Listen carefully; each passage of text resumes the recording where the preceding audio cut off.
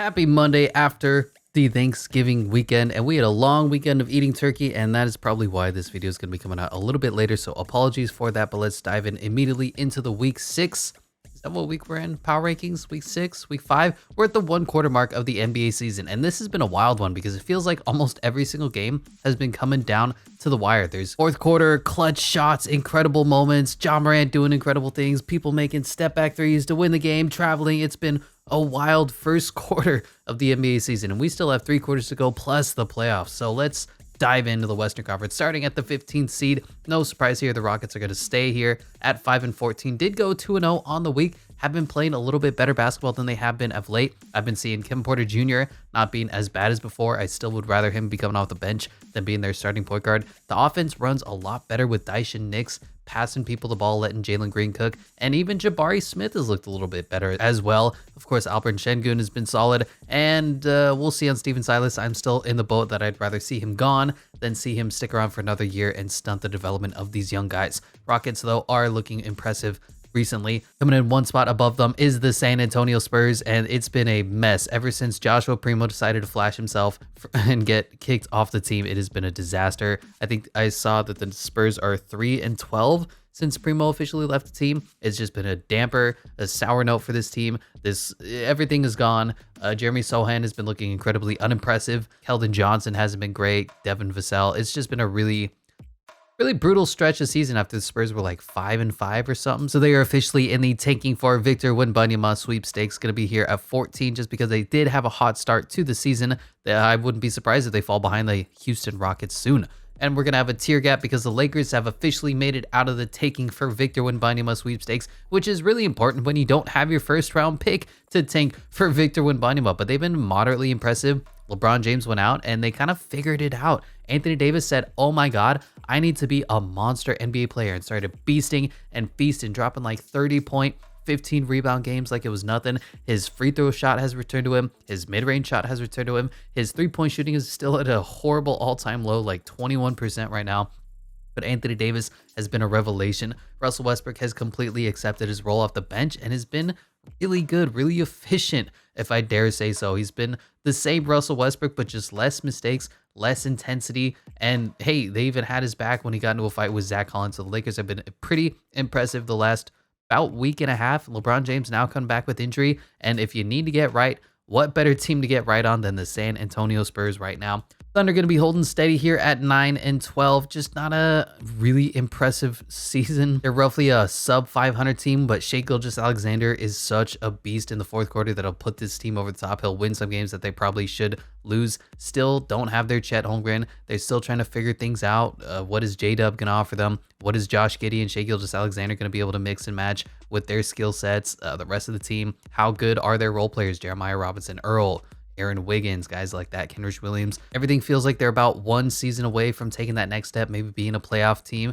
or at worst, a play-in team. Timberwolves going to fall down a spot here at the 11 seed, 10-10. They're 500. And look, it's not terrible in this Western Conference where there's like 4 games that separate the 1 seed from the 13 seed or whatever. So it's not a big deal that they're sitting here at the 11 seed, but I just have not been impressed with the way that this team doesn't play defense still. The Rudy Gobert integration has been near disastrous. This team probably should have been waiting and not making this win now move, especially for a guy who's not going to help you win now, but we'll talk about that in another lifetime. Anthony Edwards is still incredibly inefficient. Karl Anthony Towns loves jacking up shots. D'Angelo Russell has been okay at this point in the season. Just they sapped a lot of their depth. They sapped a lot of their glue guys. Patrick Beverley being on this team probably would make this at least 2 or 3 more wins than they have now, and that puts you at the 1 seed in the Western Conference. So a little bit frustrating, but at the end of the day, the Timberwolves still have the opportunity, if they can figure things out, to jump up ahead. But for now, they're going to be falling down a spot, and I have the Warriors jumping up a spot, going 3-0 this week. I think they went, 3-1 last week, so they're starting to put things together. I'm not fully impressed by this team. I'm not going to bump them back right up to the number 1 seed as we had at the beginning of the season, because I still think they have their locker room issues. I think they need to figure things out. Jordan Poole has still been Klay Thompson has been really on. He's been lights out recently. Of course, Stephanie Curry is trying to make his MVP case. The rest of the team is still coming together. They still have their issues. How are they going to get Jonathan Kuminga into the roster? James Wiseman is in the G League now just because he's been so atrociously bad. But 3-0, you can't do anything better than that. Going to jump up a spot here in the 10 seed, 11 and 10.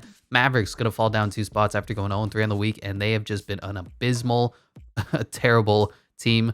They refused to start Christian Wood for whatever reason. I guess they just don't like the fact that he's the only other good player on this team besides Luka and Spencer Dinwiddie. So they say, nah, bench him, play him 20 minutes a night, tell him to go F himself. I don't know what is going on in Jason Kidd's head, but it should really be a Spencer Dinwiddie, Luka Doncic, Christian Wood, Dorian Finney-Smith, and probably Josh Green starting lineup right now, the way that the players have been playing. And Jason Kidd has been refusing to do that. He said, no, let's just have Luka Doncic. You have an 80% usage rate.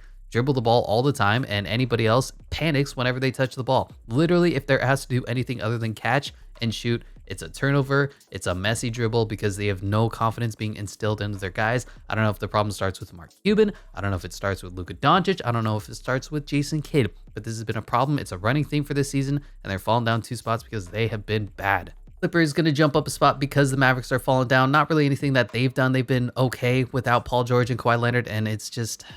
with Paul George and Kawhi Leonard being fully healthy, they're the number 2 seed in the Western Conference. Without them, they're a middling 8, 9, 10 sort of playing seed. And 12-9 isn't the worst record. Like I said, everybody in the Western Conference is kind of within these same win range, 10 wins, 11 wins, 10 wins. So you go on a 5-game win streak, all of a sudden you're the 1 seed. You go on a 5-game losing streak, all of a sudden you're in the bottom of the basement. But the Clippers are just, they're hanging in. They're struggling to figure out where they're going to go with this season because they are all in on Kawhi Leonard and Paul George, but those guys just continue to miss games. Pelicans going to jump up a spot because the Mavericks go down 2. They went 2-1 on the week. Not a lot to report. They've been okay, not great. Got blown out and then won a couple games, so it is what it is. Jazz are going to fall down 3 spots, and I feel like this happens all the time. Eventually, as soon as I give in, I say, you know what? All right, I'm going to go all in on this team. They collapse. They fall apart. So the Jazz are going to fall down 3 spots here at the 6th seed. Blazers going to fall down a spot as well. The Blazers, it was more like we expected this was going to happen. As soon as Damian Lillard goes out, this team is a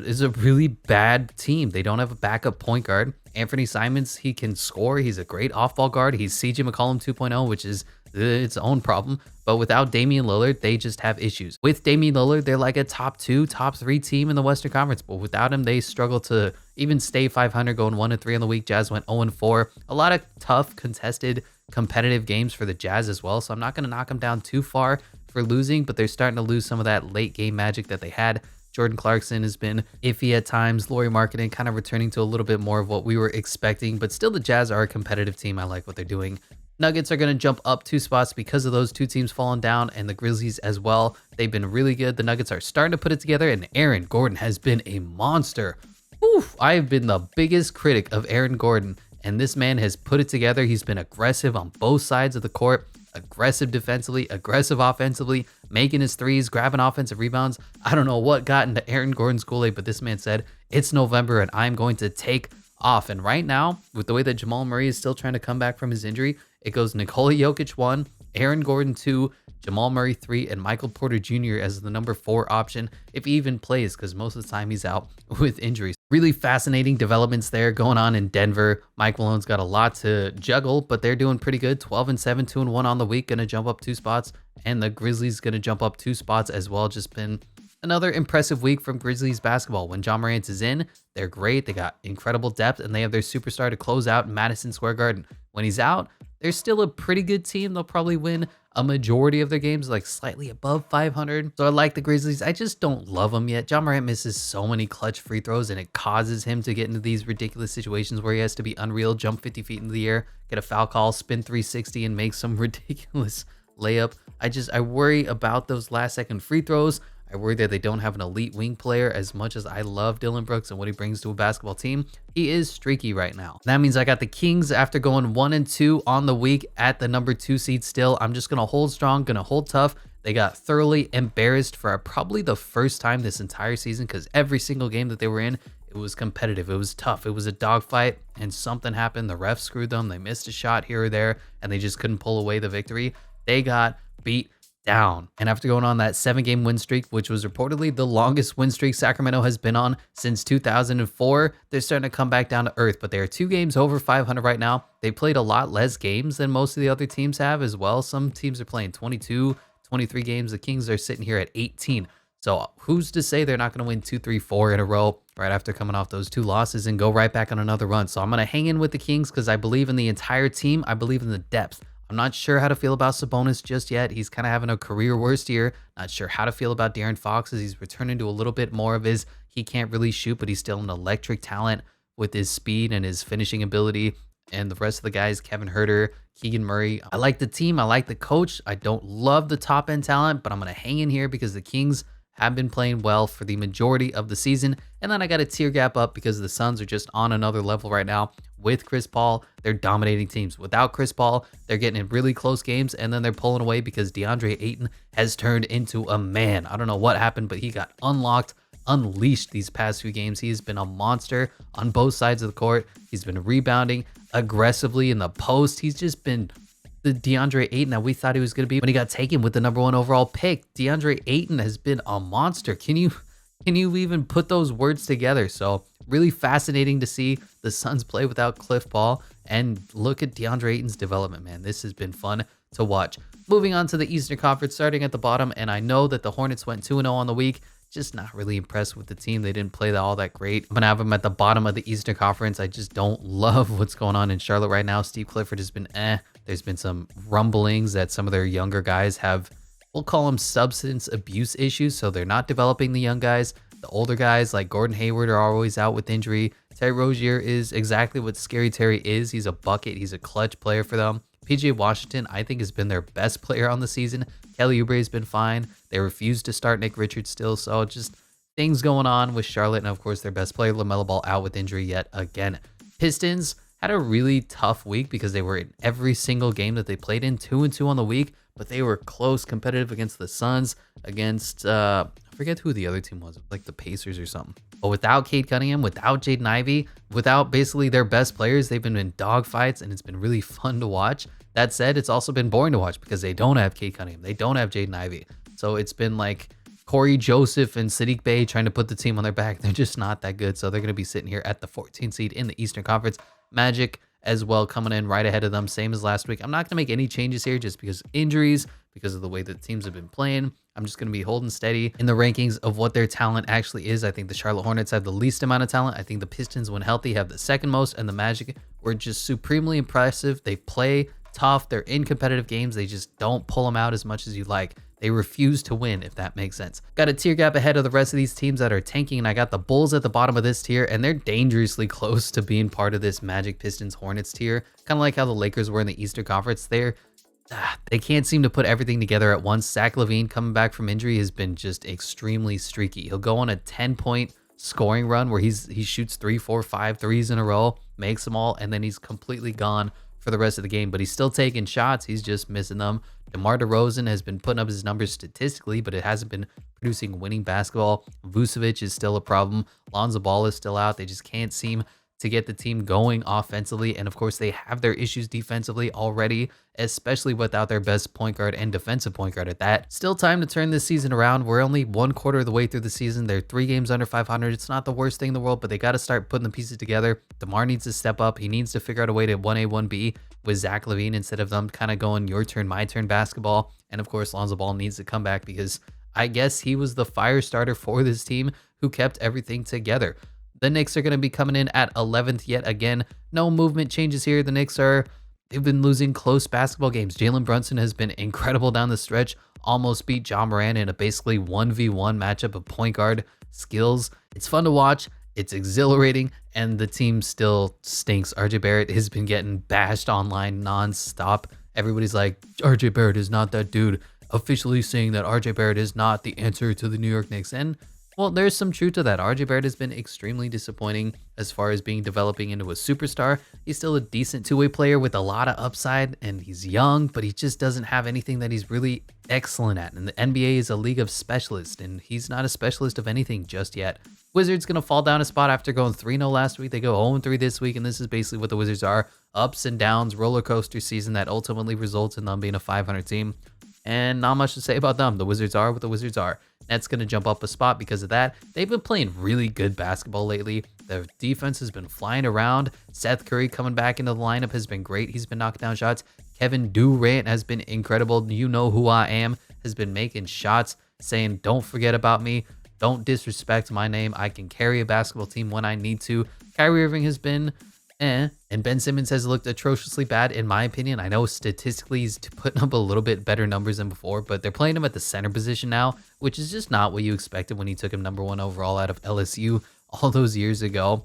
But the rest of the team is okay, and they're actually trying hard now that they have a head coach at the reins instead of Steve freaking Nash. So maybe the Nets are going to jump up a spot. Maybe they're just a 500 team, and that's all that there is to it. Pacers going to be holding steady at this 8 seed as well. Not a lot of movement in this Eastern Conference, if I'm being completely honest. I'm going to hang in with the rankings. I think the Pacers are a good, not great team. I think they're the 4 seed right now. I just don't know how good these young guys are going to compare against the more wizened veterans of teams like the Heat, like the Raptors, like the Sixers, like the Cavs and Bucks. I mean, the Pacers are fun. They're dynamic. They're ready to play against anybody. They won't back down at all. Rick Carlisle is a heck of a head coach, but they don't have that experience, and they got to get through the grind of the regular season because we all have 60 more games to go before we even think about getting to the playoffs. And because of that, I got the Heat, even though they're 10 and 11, still holding steady at the 7 seed. No Jimmy Butler, and they've just been playing great basketball, man. Bam Adebayo has been flying around. He's been electric. He's been making his shots, putting up numbers, playing defense, playing offense. Caleb Martin was unleashed in the last game. Dude looked like LeBron James out there for a second. Kyle Lowry's been pretty okay. Tyler Hero has been really freaking bad, but the rest of the team has been able to rally around. They're playing great team basketball, as the Heat always do. Eric Spoelstra, of course, leading the way for the team, and this is Heat basketball. This is basically how good they're going to be for the entire season. Jimmy comes back, maybe he can be clutch in the playoffs, and they'll make another finals run. Raptors going to fall down a spot 1-1 because the 76ers had a incredible week without their best guys. Tyrese Maxey gone, James Harden gone, Joel Embiid gone, and no problem because Doc Rivers is really good at coaching a mediocre basketball team. It's like when he's got the star talent and he's asked to make the tough decisions, he struggles. But when he has a bunch of guys who's like a skeleton crew doing mop-up duty, he's a great head coach, I guess. The 76ers went 3-1 on the week while the Raptors went 1-1. I just like the 76ers top-end talent better if and when they come back healthy, so I got them jumping ahead of the Raptors here. I just haven't been impressed with the way that the Raptors are playing. Of course, they're a little bit similar to the Heat in that they have a whole bunch of really good guys. OG Anunoby is a good basketball player. Scotty Barnes is a good basketball player. Fred VanVleet is a low-tier all-star. I just don't love their top-end talent. So they're going to fall into the middle of this middling Eastern Conference tier while the 76ers jump up a spot. Hawks going to fall down from the tier. They're not going to fall down a spot at all. They've just been struggling, trying to figure things out. The integration of DeJounte Murray is taking a little longer than we thought it was. At the beginning of the season, they were hot. They were flying around. They were playing off of each other very well. DeJounte Murray was getting like 5 steals in a game. They were just really electric and fun to watch. And AJ Griffin has been a great pickup for them in the draft. And then they just kind of struggled at this point. Trae Young is feeling it out, trying to figure out where to insert himself in games, where to pull back and let the game flow. It's just been a bit of a struggle, of course, going 1-3 on the week. So I'm not going to knock them down just yet because they did figure it out a little bit in the beginning of the season. Everybody wants to fire Nate McMillan. And at the end of the day, if you wanted to fire Nate, you should have fired him in the offseason. You should have fired him last season. He's a decent head coach. He can right the ship. Don't forget that Atlanta has been a horrible franchise for the longest time. So the fact that they're competitive now is a good thing, but maybe they need to make that Mark Jackson into Steve Kerr move at the head coaching position that some other teams have been doing. The Steve Nash into the Jacques Vaughn move. Whoever was the Cavaliers head coach into the JB Bickerstaff role. Maybe that move is coming up on the horizon. Who knows? But for now, the Hawks are still the 4th seed in the Eastern Conference. Like what they're doing, just don't love the last week of basketball. And we have this tier gap ahead. And honestly, there should be 2 tiers here, but I'm not going to do it just yet. But I got the Cavs at the bottom of this tier of the championship caliber teams in the Eastern Conference. Donovan Mitchell has been playing the best basketball of his career. Period. Maybe take that stretch where he was going up against Jamal Murray in the playoffs for that 7-game series. They were dropping like 50 points on each other back and forth. Other than that, though, Donovan Mitchell has been electric. He's been locked in defensively. He's just been so great for this Cavaliers organization, who's already on the rise. JB Bickerstaff has been good. Darius Garland, of course, continuing to develop. Jared Allen is a monster. The only worry for the Cleveland Cavaliers is where is Evan Mobley? Because he's kind of been not really developing at all this year. Everybody said, oh, he's going to be a little bit better. His offense, his dribble, his handle, his shot, and everything is just kind of the same as it was last year, which is great defensively and not great offensively. But the rest of the team is clicking. Their depth is starting to come along. Chetty Osman has been really good for them. Dean Wade, hopefully he can be back and huge for them. Harris LeVert, Isaac Okoro has been a little bit disappointing, but all in all, the Cavs have been impressive this season. And of course, the top two teams not going to have any changes. Bucks are coming in at number 2. They've been playing without Chris Middleton this entire time, which is impressive within itself. Giannis has been unleashed, unlocked. He can't shoot, but he can do everything else for your team. Drew Holiday, Javon Carter, of all people, have been really impressive for them. Bucks have just been rolling, and the Celtics have been the best team in the NBA, period. They just rolling, dominating, destroying teams, dismantling them offensively, defensively. The Celtics are just so good right now that they're the number 1 seed in the Eastern Conference and the number 1 seed in the NBA. That's going to do it for this week's Power Rankings. A little bit shorter because of that busy Thanksgiving holiday. So let me know what your thoughts are, what you agree with, what you disagree with, and I'll catch you in the next one.